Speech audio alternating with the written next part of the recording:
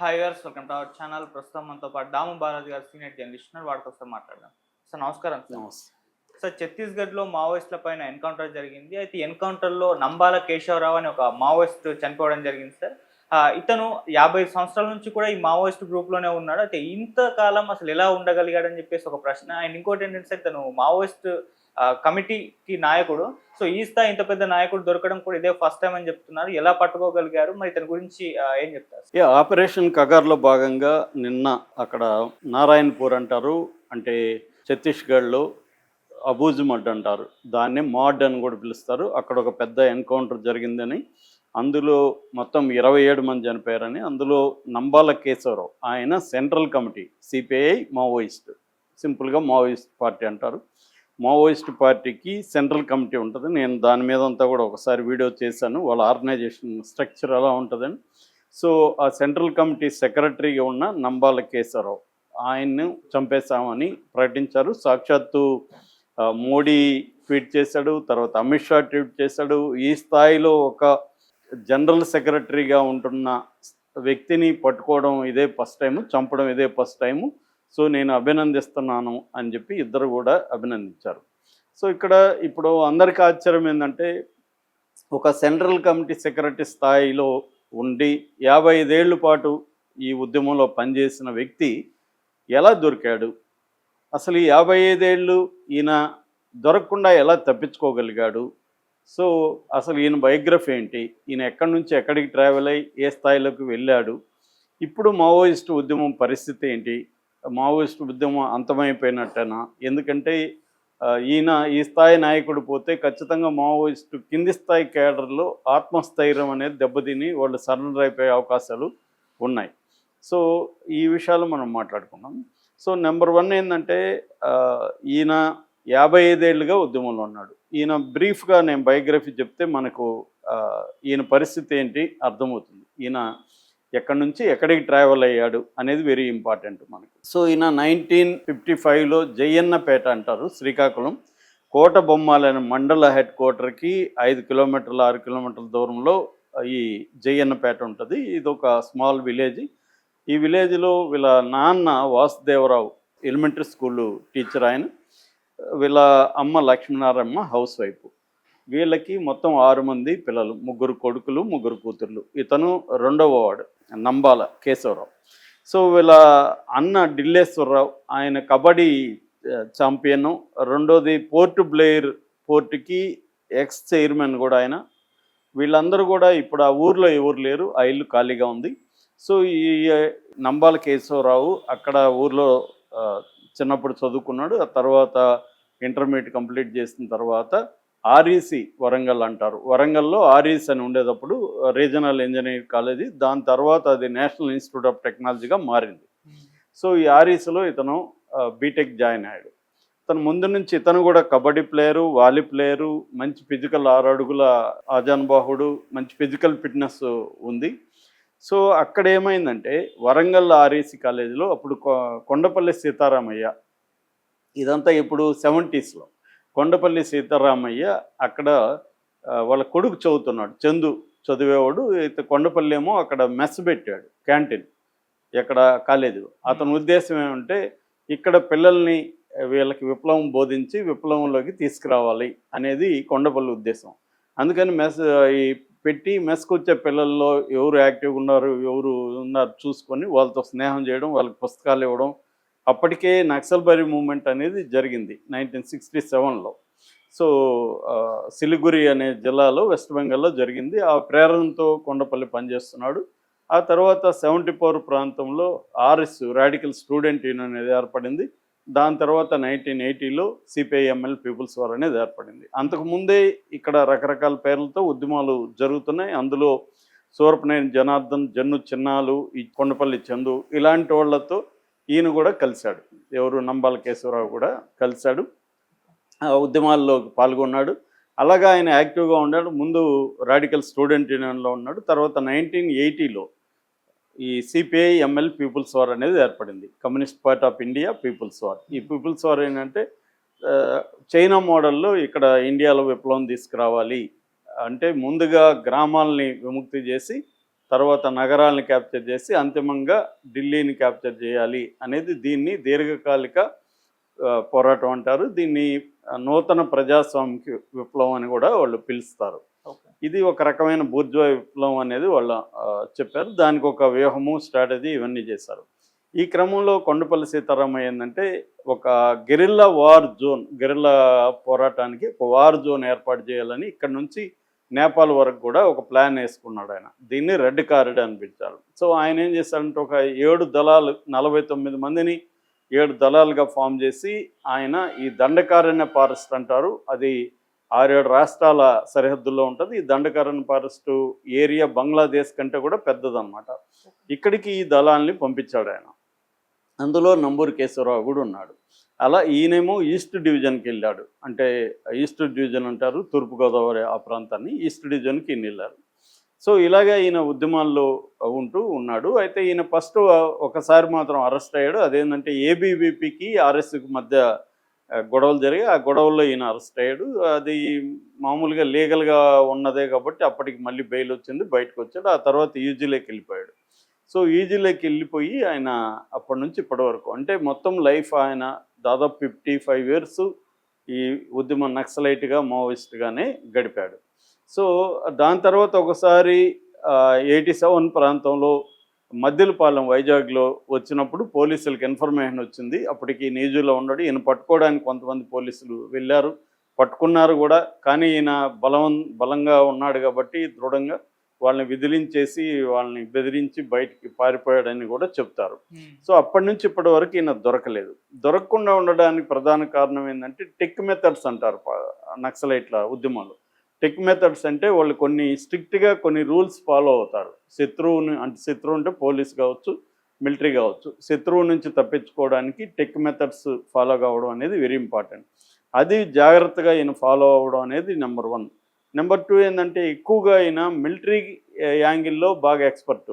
ఈయన అప్పట్లో early 90s, late 80s ప్రాంతంలో శ్రీలంకలో ఎల్టీటీ మూమెంట్ బలంగా ఉండేది.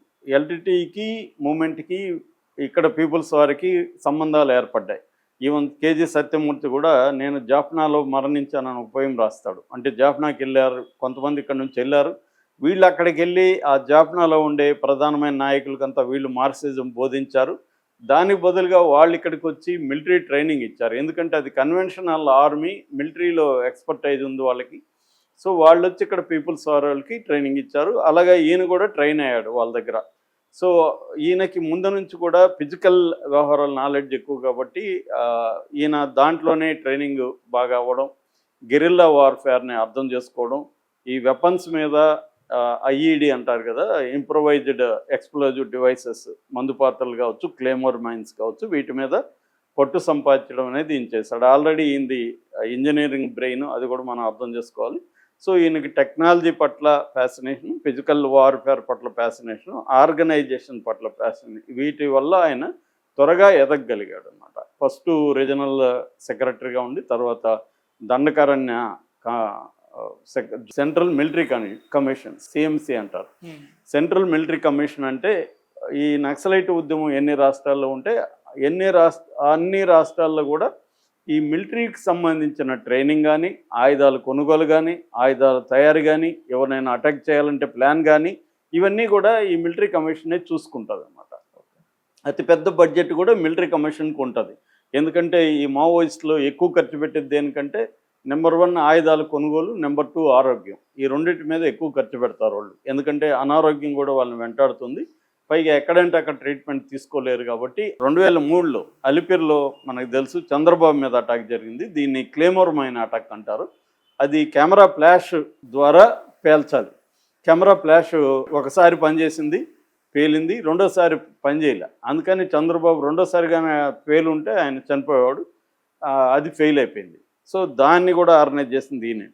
అట్లాగే 2008 ఫిబ్రవరిలో ఒడిస్సా దగ్గర బలిమెల అటాక్ అంటారు. బోట్లో ఈ గ్రేహౌండ్స్ వాళ్ళు వెళ్తుంటే ఆ బోట్ని మీద కాల్పులు జరిపి చంపేశారు. 37 మంది గ్రేహౌండ్స్. అప్పట్లో అది పెద్ద అటాక్ అనమాట. దానికి ఈయన కారణం. 2010లో చింతల్మాడ్ యాంబుష్ అంటారు. ఇది దంతెవాడ ఛత్తీస్గఢ్లో జరిగింది. ఇక్కడ సిఆర్పిఎఫ్ జవాన్లు 76 మంది చనిపోయారు. అతిపెద్ద మిలిటరీ యాక్షన్, దీన్ని కూడా ఈయన డిజైన్ చేశాడు. అట్లాగే 2013లో జీరంఘాటి అటాక్ అంటారు. ఇందులో కాంగ్రెస్ వాళ్ళు వాళ్ళ పార్టీ వాళ్ళు మహేంద్ర కర్మ, నందకుమార్ పటేల్ ఇలాంటి వాళ్ళు చనిపోయినారు. 27 మంది చనిపోయారు. 2018లో అరకులో కిడారి సర్వేశ్వరరావు టీడీపీ ఎమ్మెల్యే, అతను కిడ్నాప్ చేసి చంపేశారు. సివేరి సోమ అనే అతను కూడా ఇదయ్యాడు. తర్వాత 2019లో గడ్చిరోలి అటాక్, 15 మంది C60 కమాండోస్ అంటారు వాళ్ళని చంపేశారు. తర్వాత 2019లోనే దొంతవాడలో ఎమ్మెల్యే బీజేపీ భీమా మండలి అనే +4 మిలిటరీ కమాండర్స్ వీళ్ళని కూడా చంపేశారు. ఇలాగా అతిపెద్ద మిలిటరీ యాక్షన్స్ కూడా ఈయన ఆధ్వర్యంలోనే జరిగింది. అయితే ఇందాక చెప్పినట్టుగా ఆయన స్ట్రిక్ట్గా ఉండడం, తర్వాత 3 లేయర్ సెక్యూరిటీ, దాదాపు అడవిలో ఉంటే ఆయన చుట్టూ ఒక 50 నుంచి 100 మంది మావోయిస్టులు కాపలా ఉంటారు. 3 లేయర్ సెక్యూరిటీ ఉంటుంది ఆయనకి. అలాగా ఉన్నాడు. అయితే ఇప్పుడు ఎలా పట్టుకున్నారంటే, మనకు తెలుస్తున్న బయట వాళ్ళు చెప్తున్నది ఏమంటే, మాకు ఇన్ఫర్మేషన్ వచ్చింది పలానా చోట వీళ్ళు సీసీ కమిటీ, పాలిట్ బ్యూరో కమిటీ, వీళ్ళు పిఎల్జే అంటే పీపుల్స్ లిబరేషన్ గెరిల్లా ఆర్మీ, వీళ్ళంతా సమావేశం అవుతున్నారని మేము అటాక్ చేసాం. ఇది సేమ్ 30 ఏళ్ళకి చెప్పే స్టోరీనే చెప్తున్నారు. 30-40 ఏళ్ళకి ఇదే కథ చెప్తారు.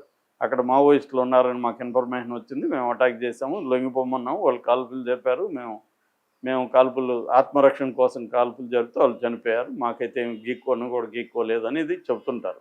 అదే స్టోరీ చెప్పారు ఇక్కడ. కానీ చాలామంది చెప్తున్నది ఏంటంటే, ఈయన ఆల్రెడీ 70 ఏళ్ళ వ్యక్తి అడవుల్లో పోయి తిరిగే పరిస్థితి ఉండదు. వాళ్ళు ఎక్కడో ఉండి గైడ్ చేస్తే గైడ్ అవుతుంటారు, మిగతా వాళ్ళు పనులు జరుగుతుంటాయి తప్ప వాళ్ళు అడవుల్లోకి వెళ్ళి నడిచి తిరగడం అనేది వెరీ వెరీ డిఫికల్ట్. ఈయన యాక్చువల్గా ఈయనకి హెల్త్ సరిలేక ఒరిస్సాలో ఒక దగ్గర ట్రీట్మెంట్ తీసుకుంటుంటే వాళ్ళకి ఇన్ఫర్మేషన్ వచ్చి ఆయన పట్టుకొని చంపేసి ఇక్కడికి ఈ అకౌంట్లోకి వేసేసారు అనేది ఒక వార్త. ఇదే కొద్దిగా బిలీవబుల్గా ఉంది, ఎందుకంటే ఈయన 55 పుట్ట అంటే ఇప్పుడు 70 ఏళ్ళు. సో ఈ 70 ఏళ్ళ వయసులో ఆయన పోయి అడవుల్లో తిరుగుతున్నాడు అనేది కొంత నమ్మడానికి కష్టంగా ఉంది. ఎందుకంటే మావోయిస్టులలో వెటరన్స్ అంటారు వీళ్ళని. 65 ఏళ్ళు దాటిన తర్వాత వెటరన్స్గా వీళ్ళని గుర్తించి వీళ్ళని వేరే చోట ఎక్కడో పెట్టేసి వాళ్ళ సలహాలు, వాళ్ళ బాడీ, తర్వాత మైండ్ ఇది యాక్టివ్గా ఉన్న దాన్ని బట్టి వాళ్ళ కాంట్రిబ్యూషన్ అనేది పార్టీ తీసుకుంటుంది తప్ప వాళ్ళు యాక్టివ్గా ఫీల్డ్లో ఉండి అడవుల్లో తిరిగి గైడ్ చేయడం అనేది వెరీ డిఫికల్ట్. ఉండొచ్చు, లేదని కాదు, బట్ వెరీ డిఫికల్ట్. సో ఏదేమైనా ఆయన పట్టుకొని వచ్చి ఇక్కడికి కాల్ చేశారనేది ప్రధానంగా చెప్తున్నారు. ఏదేమైనా వాళ్ళు సాధించడం మాత్రం గవర్నమెంట్ వైపు నుంచి ఇది పెద్ద విజయంగా వాళ్ళు సెలబ్రేట్ చేసుకుంటున్నారు. పైగా ఈయన మీద 2 కోట్ల డబ్బులు ఉంది. ఈయనకి మధ్యలో పెళ్ళయింది, ఆమె కూడా చనిపోయింది. ఆమె పేరు రాజే కాంగే అని ఒక ట్రైబల్ ఉమెన్, గడ్చిరోలి ఆమెదు. అయితే ఆమె చనిపోయింది ఎలా అనే దానికి రకరకాల ఇది చెప్తున్నారు. అనిత అనే పేరు కూడా ఉంది ఆమెకి.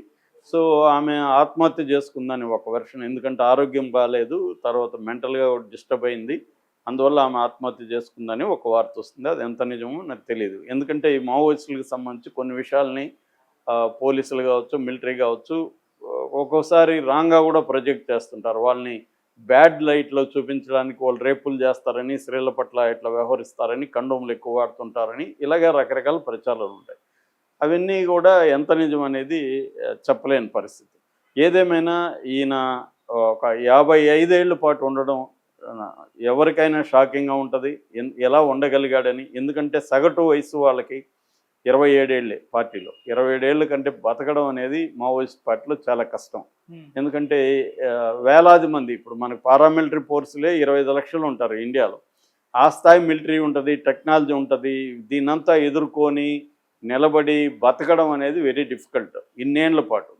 ఈయన రెండవది ఏంటంటే నమ్మకాలు పోతాయి, మనం చేసేది కరెక్టా, అసలు విప్లవం వస్తుందా, ఇటువంటి నమ్మకాలు పోయి చాలామంది బయటకు వచ్చేస్తారు. మూడవది అనారోగ్యాలు విపరీతంగా ఉంటాయి వీళ్ళకి. ఈ అనారోగ్యాల వల్ల కూడా బయటకు వచ్చేస్తారు. సో అనారోగ్యం, అపనమ్మకాలు, తర్వాత ఉండలేని అక్కడ ఒక్కొక్కసారి ఇతరులతో క్లాషెస్ కూడా వస్తాయి, పార్టీలో విభేదాలు కూడా వస్తాయి, నాయకత్వంతో గొడవలు కూడా వస్తాయి. సో ఆ గొడవలలో కూడా బయటకు వచ్చేస్తారు. ఇలా రకరకాల కారణాలతో బయటికి రాకుండా అయినా ఉండడం అనేది మాత్రం చాలా స్ట్రాంగ్గా అయిన మెంటలీ అండ్ ఫిజికలీ చాలా స్ట్రాంగ్గా ఉన్నాడు. తను నమ్మిన దానికోసం లక్ష్యం కోసం ఆయన పోరాడాడు. వాళ్ళ పాలిటిక్స్తో మనం విభేదిస్తామా ఏకీభవిస్తామా అనేది వేరే విషయం. కానీ ఇప్పుడు ఏంటంటే ఆయన మీద రకరకాల ఎక్కువ మంది ఆయన చనిపోవడానికి బాధపడుతూ పోస్టులు తెలుగు వాళ్ళు పెడుతున్నారు. కొంతమంది మాత్రం మావోయిస్టులు మూర్ఖంగా ఇంకా ఇటువంటి ఒక పెద్ద స్టేట్తో ఎలా పోరాడతారు, వీళ్ళ దగ్గర తప్పంచాలు, వీళ్ళేదో పాత గ్రెనేడ్లు ఇలాంటివి పెట్టుకొని ఒక పదుల సంఖ్యలో ఏకపాటి సేవలు పెట్టుకొని లక్షలాది సైన్యంతో ఎలా పనిచేస్తారు, వాళ్ళ టెక్నాలజీ వాళ్ళు ఇది ఏంటి. రెండోది వీళ్ళకి ఏ సమూహాలు కూడా హెల్ప్ చేయట్లేదు, ప్రజల్లో మద్దతు పోయింది. దళితులు లేకపోతే మిగతా సమూహాలు ఎవరు వెళ్తలేరు. ఓన్లీ 500 రకాల ట్రైబులో 50 రకాల మోస్ట్ బ్యాక్వర్డ్ ట్రైబ్స్ మాత్రమే వీళ్ళ వెంట ఉన్నారు. సో ఈ పద్ధతిలో వీళ్ళు విప్లవం ఎన్ని రోజులు చేస్తారు అన్న సందేహాలు, అంటే వీళ్ళకి మద్దతు ఇచ్చే వాళ్ళల్లోనే ఇటువంటి సందేహాలు ప్రశ్నలు అనేక ఉన్నాయి. ఏదేమైనా ఈయన చనిపోవడం మావోయిస్ట్ పార్టీకి పెద్ద లోటుగా చెప్పచ్చు. ఎందుకంటే 55 ఏళ్ల అనుభవం ఉన్న నాయకుడు చనిపోవడం అనేది పెద్ద లేటు. మళ్ళీ అలాంటి నాయకుడు తయారు కావడానికి ఇప్పుడిప్పుడే తయారవడం అనేది కష్టం. సో నాయకత్వం ఈ మధ్యకాలంలో చాలా దాదాపు 14 నుంచి 16 మంది స్టేటు సెంట్రల్ లెవెల్ స్థాయి నాయకులు చనిపోయారని చెప్తున్నారు. 2024లో 287 మంది మావోయిస్టులను చంపేశారు. ఇప్పటికైతే ఈ 3 నెలల్లో 113 మంది మావోయిస్టులను చంపేశారు. తర్వాత 1000 మందికి పైన అరెస్టులు జరిగాయి. తర్వాత సరెండర్ అయింది కూడా ఈ 2 ఏళ్లలో దాదాపు 1000 మందికి పైన సరెండర్ అయిపోయారు. సో ఈ నేపథ్యంలో ఈయన చనిపోవడం అనేది మావోయిస్ట్ పార్టీకి కానీ మావోయిస్ట్ పార్టీని అభిమానించే వాళ్ళకి కానీ ఒక పెద్ద బ్లోగా మనం చెప్పుకోవచ్చు. రెండోది ప్రభుత్వం మీద కూడా తీవ్ర విమర్శలు వస్తున్నాయి. ఒక పక్క వాళ్ళు మేము ఆయుధాలు పక్కన పడేస్తున్నాము, చర్చలకి రెడీ, మేము కాల్పుల విరమణ మేము ప్రకటిస్తున్నాము అని చెప్పినప్పుడు చర్చలకు ఎందుకు పిలవకూడదు వాళ్ళని? వాళ్ళేమీ నేరస్తులేం కాదు, మామూలుగా దొంగలో ఇంకోటో స్కాములు చేసేవాడు, ప్రజాధనం వృధా చేసో ఇంకోటో చేసేవాళ్ళు కాదు. వాళ్ళు నమ్మిన తప్పో ఒప్పో వాళ్ళు నమ్మిన సిద్ధాంతం కోసం వాళ్ళు పనిచేస్తున్నారు. సో దానివల్ల మీకు ప్రాబ్లం ఉన్నప్పుడు వాళ్ళని చర్చలకు పిలవచ్చు, మాట్లాడచ్చు. మధ్యవర్తులు చాలామంది ఉన్నారు, లీగల్ హెల్ప్ తీసుకోవచ్చు. ఇవేవి చేయకుండా వాళ్ళని ఇట్లా దొరికినా కూడా గాయపడిన వాళ్ళని కూడా చంపేయడం, దొరికితే వాళ్ళని గాయపడితే హాస్పిటల్కి తీసుకుపోకుండా ఆపరేషన్ కగారు పేరుతో చంపేయడం, దీనివల్ల సాధారణ ఆదివాసులు కూడా చాలా దారుణంగా, ఆమె సోనీ సోరి అనే ఒక ఆవిడ టీచరు, ఆమె చెప్తుంది, ఆమె చెప్పేది తింటే మనకు అసలు ఇట్లాంటివి జరుగుతాయా, ఇంత ఘోరాలు జరుగుతాయా అనిపిస్తుంది. మన సైన్యం మన ప్రజల మీద ఇలాంటివి చేస్తుంది అనిపిస్తుంది. సో అంత ఘోరాలు ఆదివాసుల మీద కూడా చేస్తున్న విమర్శ ఈ ప్రభుత్వం మీద ఉంది. నెక్స్ట్ ఏం జరుగుతుందనేది చూడాలి.